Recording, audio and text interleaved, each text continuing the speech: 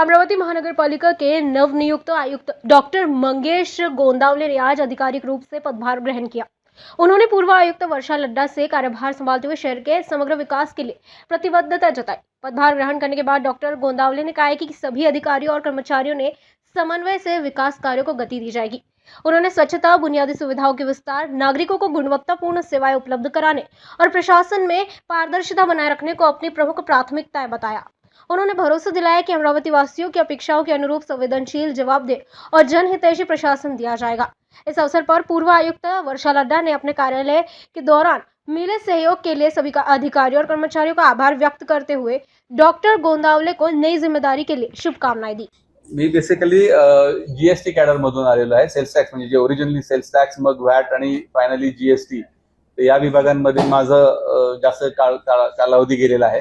आणि नंतर जेव्हा माझं आयएएस मध्ये इंडक्शन झालं, ते कॉम्पिटिटिव्ह एक्झाम होती, त्याच्या मार्फत जे इन सर्व्हिस लोक जे इतर गव्हर्नमेंट डिपार्टमेंटमध्ये काम करत असतात त्यांना ठराविक वर्षाच्या सर्व्हिस नंतर आणि तुमची सीआर चांगली असेल तर त्याच्यानंतर एक संधी दिली जाते की परीक्षा आणि यूपीएससी मार्फत इंटरव्ह्यू घेतला जातो। त्याच्यामधून माझं आयएएस मध्ये इंडक्शन झालेलं आहे।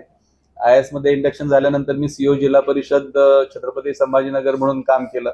तिथं बराचसा कालावधी कोविडच्या पिरियडमध्ये होता, त्यामुळे तिथं बरेचसे चॅलेंजिंग काम होतं कोविडचं सगळे हाताळणी करणं। औरंगाबाद किंवा छत्रपती संभाजीनगर हा त्यावेळेला तिथे कसं होतं, एमएआयडीसीला किंवा याला आम्हाला असा विरोध फार कशाचा झाला नाही, कारण आमच्या इंटरनल गोष्टी होत्या, फायनान्शियलशी रिलेटेड होत्या, बिझनेसशी रिलेटेड होत्या, इंडिपेंडेंटली आम्ही निर्णय घेऊ शकत होतो।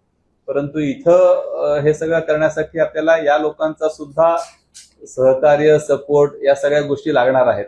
तर याच्यासाठी आपणही एक पॉझिटिव्ह हे करावी अशी माझी रिक्वेस्ट आहे। म्हणजे बऱ्याचदा कसं होतं, पत्रकारांना माझं हे नेहमी सांगणं असतं की खबर चटपटीत करायची असेल तर ती बऱ्याचदा निगेटिव्ह खबरच असते। पॉझिटिव्ह खबर द्यायची असेल तर मग तुम्हाला थोडीशी त्याच्यासाठी जास्त मेहनत घ्यावी लागते। तर जी पत्रकारितेचा एक जो गाभा आहे तो असा असला पाहिजे की याच्यातून आपण एक पॉझिटिव्हिटी क्रिएट करू शकू।